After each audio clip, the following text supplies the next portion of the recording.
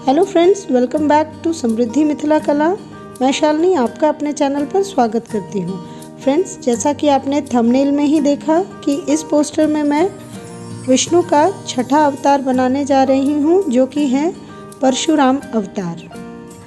Friends, इसमें सबसे पहले मैं एक चौड़ा बॉर्डर बना रही हूँ जो लगभग 1.5 इंच के करीब जिसकी चौड़ाई है, और इसमें मैं छोटे छोटे स्क्वायर्स में इसे डिवाइड करूँगी, जिसके बीच में एक आधे इंच की पैरेलल लाइन होगी।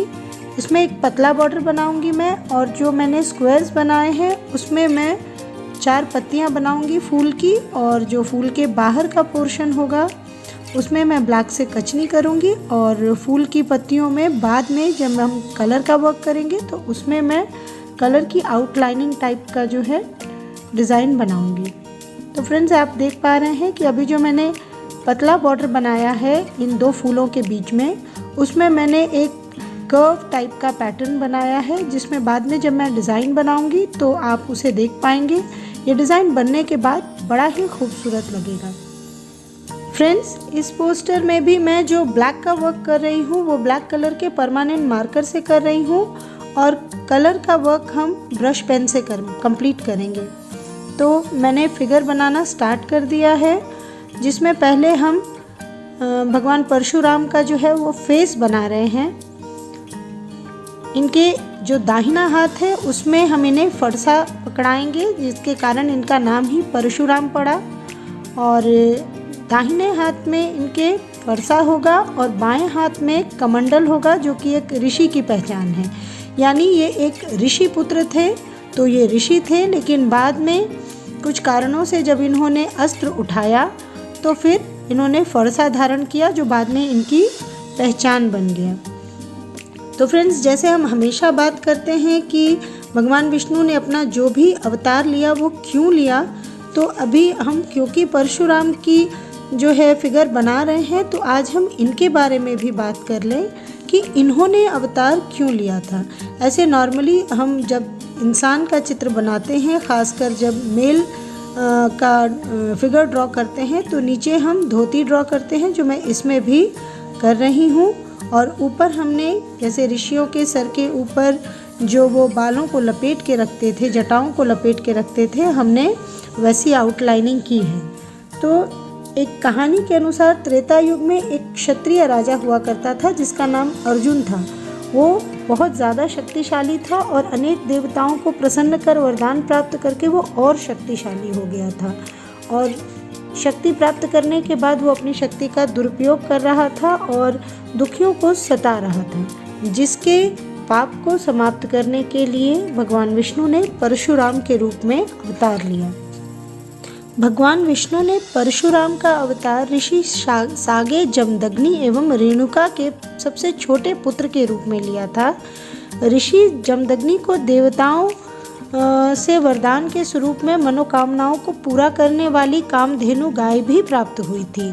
और एक बार जब ऋषि और उनके पुत्र कुटिया में नहीं थे, तो कुछ क्षत्रिय वहां आए और ऋषि पत्नी ने अपने पति और बच्चों की अनुपस्थिति में कामधेनु की मदद से उनको भोजन कराया और उनकी हर एक प्रकार से आवभगत की।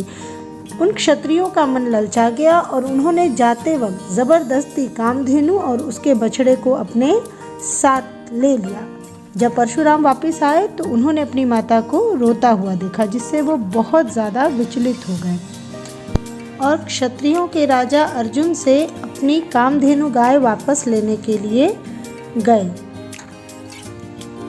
क्षत्रिय अर्जुन, जो कि हम जानते हैं अपनी शक्तियों का अनुपयोग कर रहा था, दुरुपयोग कर रहा था, उसने परशुराम के साथ युद्ध किया और जिसमें वो पराजित हुआ और उसकी हत्या परशुराम द्वारा कर दी गई। जब वो अपनी कामधेनु को लेके अपने घर लौट आए तो कुछ समय के बाद अर्जुन के जो पुत्र थे वो बहुत ज़्यादा गुस्से में थे, क्योंकि उनके पिता को उसने परशुराम ने पराजित कर दिया था एवं उनकी हत्या भी कर दी थी। तो क्रोधित होकर वो उनकी कुटिया पे आए और परशुराम की अनुपस्थिति में उसके पिता ऋषि जमदग्नि जो है वो तपस्या कर रहे थे, और उन्होंने उसी स्थिति में उनकी हत्या कर दी। यानी क्षत्रिय अर्जुन के पुत्रों ने ऋषि जमदग्नि की हत्या कर दी, जिसके बाद परशुराम इतने ज़्यादा क्रोधित हुए कि उन्होंने क्षत्रियों को पृथ्वी पर से समाप्त करने की प्रतिज्ञा ले ली और वो तब तक लड़े जब तक उन्होंने धरती को क्षत्रिय विहीन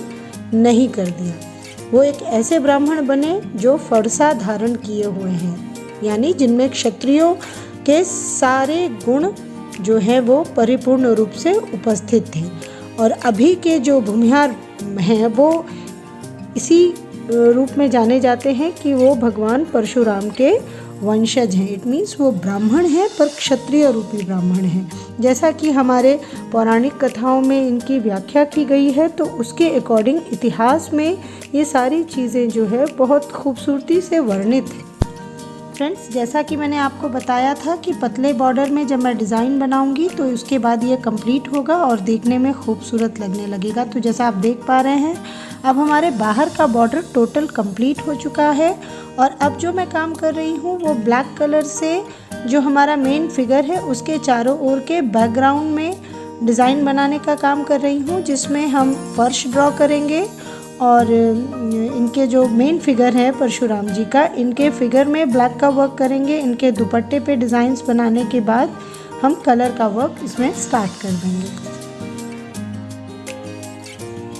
जब हम ब्लैक कलर का यूज़ कर रहे हों तो इससे पहले भी मैं अपने वीडियोस में बता चुकी हूँ कि हमें कोशिश रखनी चाहिए कि हम ब्लैक कलर का वर्क इतना कर लें कि जब हम कलर यूज़ करें तो दोनों का जो विजुअलिटी हो, दोनों जो दिखाई दे रहे हों फिगर में वो इक्वल हो, यानी 50% ब्लैक का वर्क हो और बाकी 50% में बाकी सारे कलर्स जो हैं उनके काम किए जाएं, क्योंकि बाकी जितने कलर्स हैं उनको रिफ्लेक्ट करने का जो काम करता है वो ये ब्लैक कलर ही करता है। तो हमें जब भी हम ब्लैक कलर का यूज़ फिगर में कर रहे हो, हमें ये ध्यान रखना होता है कि कहीं ऐसा ना हो कि हम ब्लैक कलर का यूज़ कम करें और बाद में जब हम कलर वर्क करें तो ब्लैक कलर दिखाई देना बंद हो जाए। इससे जो बाकी कलर हैं उनका भी जो रिफ्लेक्शन है, उनकी जो ब्राइटनेस है उस पर असर पड़ता है।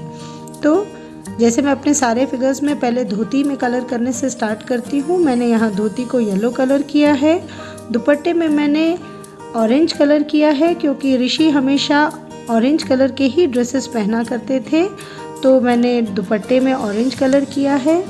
थोड़ा कलर वेरिएशन के लिए हमने बचे हुए जगहों पे लाइट पिंक कलर का यूज़ किया है। अभी जो मैं कलर कर रही हूँ वो मैं इन्होंने जो गले में और बाजू में और अपने जो जटाएं हैं उसके चारों ओर जो इन्होंने पहना हुआ है वो है रुद्राक्ष।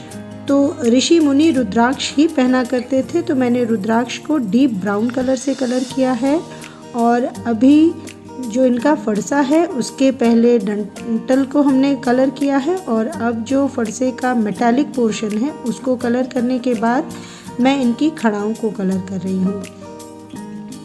फ्रेंड्स, अब हमारे फिगर का जो बॉर्डर है इसमें मैंने आपको बताया था कि मैं जो फूल की पत्तियां हैं उनमें आउटलाइनिंग का काम करूंगी कलर से, जो एक डिज़ाइन की तरह उभर के आएगा। इसमें मैं पूरी भरनी नहीं कर रही हूँ।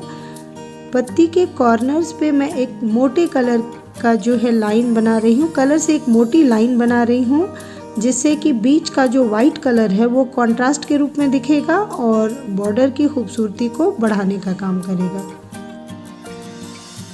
जैसा कि आप देख पा रहे हैं, फर्श में मैंने स्क्वायर्स ड्रॉ किए थे, जिसमें एक में मैंने ब्लैक से कचनी की है और बचे हुए जगह पे मैंने डीप ब्लू कलर का यूज़ किया है साइड में आउटलाइनिंग करने के लिए। दीवारों के ऊपर की डिज़ाइन है जिसमें बस मैं एक में डीप ब्लू और दूसरे में पर्पल कलर को यूज़ कर रही हूँ और बीच का जो बीच का बचा हुआ एरिया है उसको मैं ब्लैक से कचनी कर रही हूँ।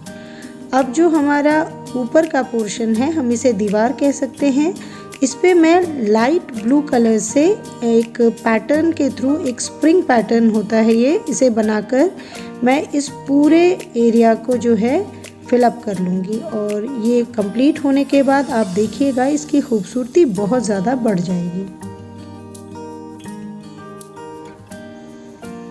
तो जैसा कि अब आप देख पा रहे हैं कि हमारा जो पीछे का पोर्शन है वो पूरा फिलअप हो चुका है। नीचे जो बॉर्डर में वाइट कलर्स बचे हुए थे वहाँ मैं लाइट ग्रीन कलर का यूज़ कर रही हूँ और अब हमारा ये पोस्टर कंप्लीट हो चुका है। आई होप कि मेरे पहले के पोस्टर्स की तरह आपको ये भी बहुत पसंद आएगा। Thanks a lot for watching till last. Thanks once again.